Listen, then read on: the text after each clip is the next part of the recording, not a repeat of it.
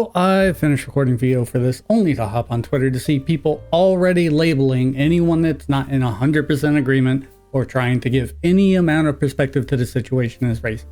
So I want to start out by saying, if you believe in this cause and it isn't just emotional masturbation for you, it's important to rein in that kind of rhetoric.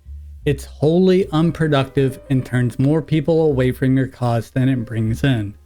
I also think it's important to understand that if you are coming at this issue as someone that lives in a multicultural society, BIPOC or not, you are coming at this issue from a position of privilege. Having that perspective is vitally important to the cause, and denying it undermines any claim that you are doing this for the sake of cultures in positions of less privilege. I'll probably regret this, but I'm going to do something I don't normally do and kind of defend Hoyoverse. I can already see the dislikes, the LD comments, and the reacts comparing me to Maharab, who, for the record, I do not know, have never spoken to, and think is a trash human being from everything I have seen. But anyway, hear me out. To become a teacher, I had to take a course called Diverse Learners, where we learned about equitable teaching methods for, well, diverse learners. In that course, we studied Kimberly Crenshaw, intersectionality, critical race theory, the four eyes of oppression, the stuff you hear about how evil it is, but never explained on the radio at 6 a.m. on the way to work.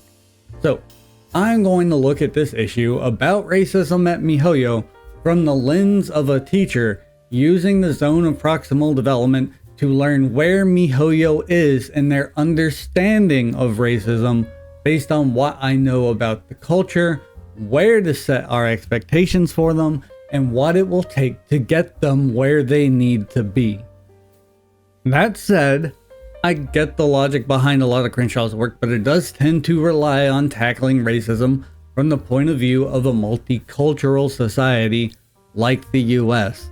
And unfortunately, there's a problem there that plays directly into what I see as a misunderstanding that's prevalent among those angry right now. And that is that most societies around the world don't embrace multiculturalism. Let me be clear. I'm not saying they are right to do that. As an American, it's hard to wrap my mind around a society where, generally speaking, they don't accept multiculturalism. But I do understand that their cultures are very different than mine. And I think that if you want to be some kind of champion for cultural acceptance, representation, and diversity, you should at least try to understand the people of the culture you're criticizing in the name of it. Respect all cultures except for yours, because it doesn't respect all cultures the way I want it to respect all cultures, is a pretty hypocritical way to go about it, at least in my opinion. Now, let me tell you a story. My grandma was born in the mid-1920s. Christ, it's so weird being in the 2020s and having to specify which 20s I'm talking about.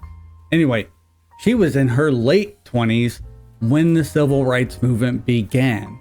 So the world she was born into and lived in all the way into her adulthood was a world where the Jim Crow laws were the law of the land.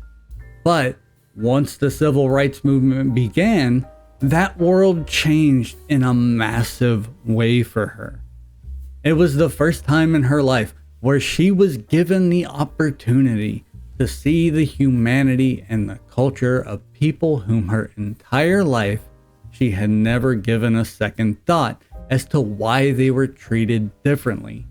Up to that point, I doubt she had even considered they were treated badly.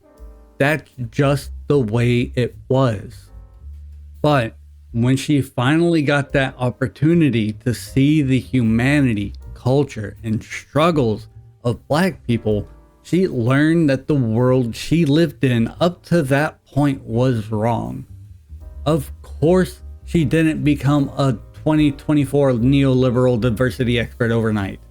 No one did. It took us 70 years to get to where we are now in the US, and we still have a long way to go. So she did what everyone else that realized they were wrong did at the time. She coped. She tried to believe in the notion of separate but equal, but now her eyes had been opened and she could see things were anything but equal. She tried to rationalize what she now knew was bigotry by inventing justifications for the prejudices she was trying to let go, so she could say, I had a good reason to feel that way before, but now I know better, because she couldn't accept that there is no good reason to be bigoted. And over the next 40 years, she and the country would make a lot of progress at slowly chipping away at the institutional racism that had been the way of the world as she saw it for half her life. Then, one day in either 97 or 98, I was watching the evening news with her when they brought in the new co-anchor, and my grandma said, wow, she's so pretty for a black woman. Even as a 7 to 8-year-old kid in the late 90s, I was able to say, Grandma, that's really racist. Do you know what my grandma said? How was that racist? I was giving her a compliment. Half her life after learning what racism was as a concept, her best attempt to not be racist was still extremely racist. It's not that it was a different time. Racism is racism. It was just as wrong when she was a little girl as it is now. But there's a pretty steep learning curve to start from being raised in a culture that has no idea what the word means to what we in the West know is racist today. Now, imagine you live in a country where, according to the 2020 census, 99.9% of the population are native-born Chinese.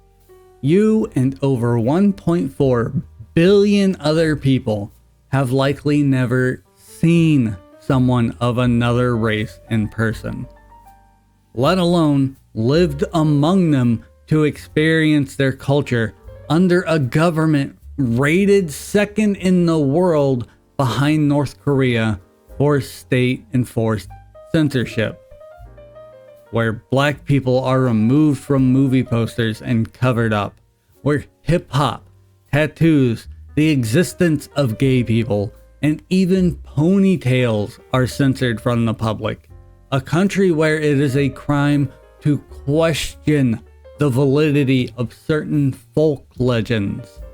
A country with literal social credits that can be lost for speaking of Western ideas, and your second largest ethnic minority, still a native-born Chinese minority, are held in internment camps in 2024.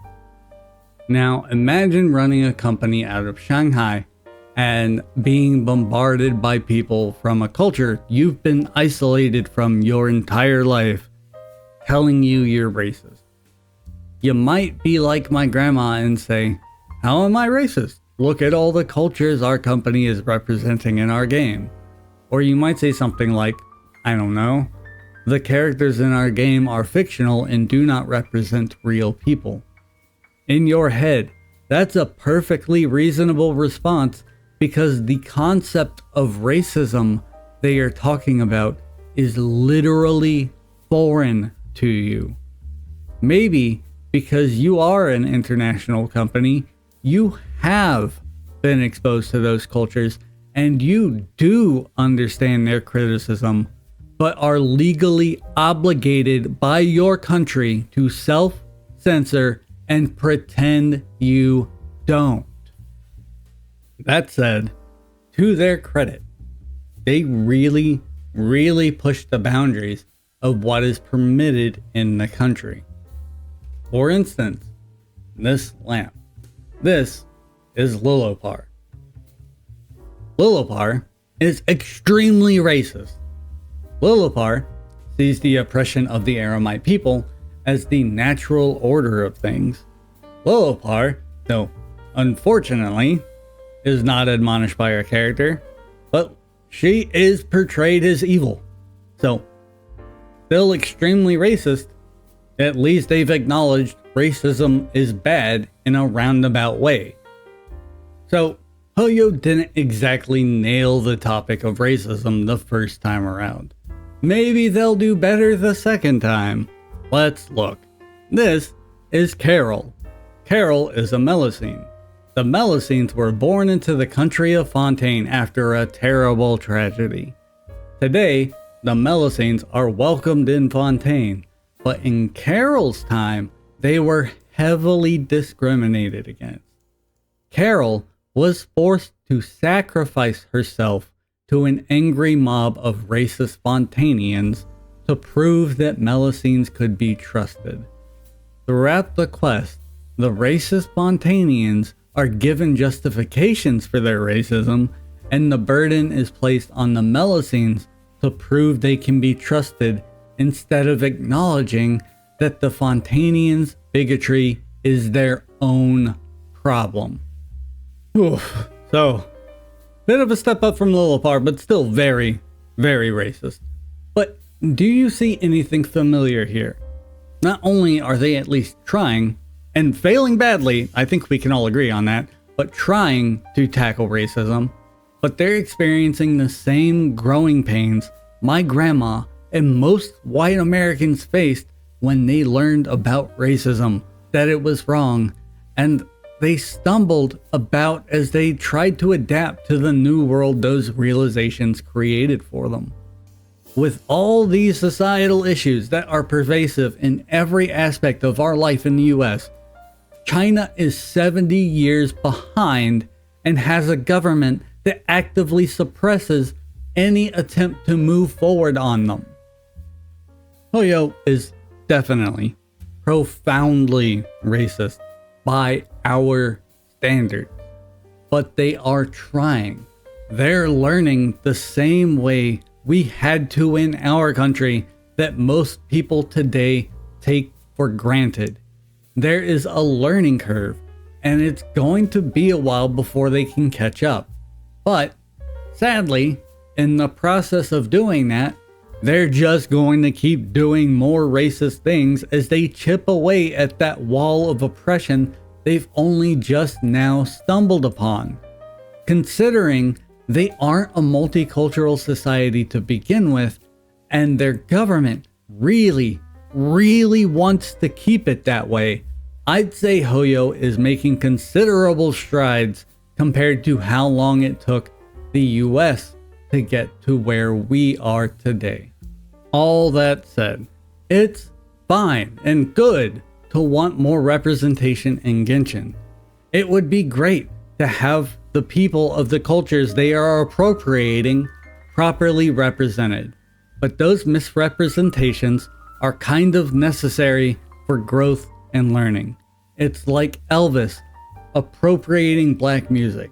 It's extremely racist, but it created a bridge that connected cultures that were isolated from each other, so the racist culture could learn it was racist to appropriate it in the first place. It's pretty unfair to expect Hoyo to represent cultures appropriately by Western standards, especially when it's entirely plausible that they aren't even allowed to. So just keep in mind, if you have those expectations, you will be disappointed, and that the way you view the world may not be how the rest of the world views itself.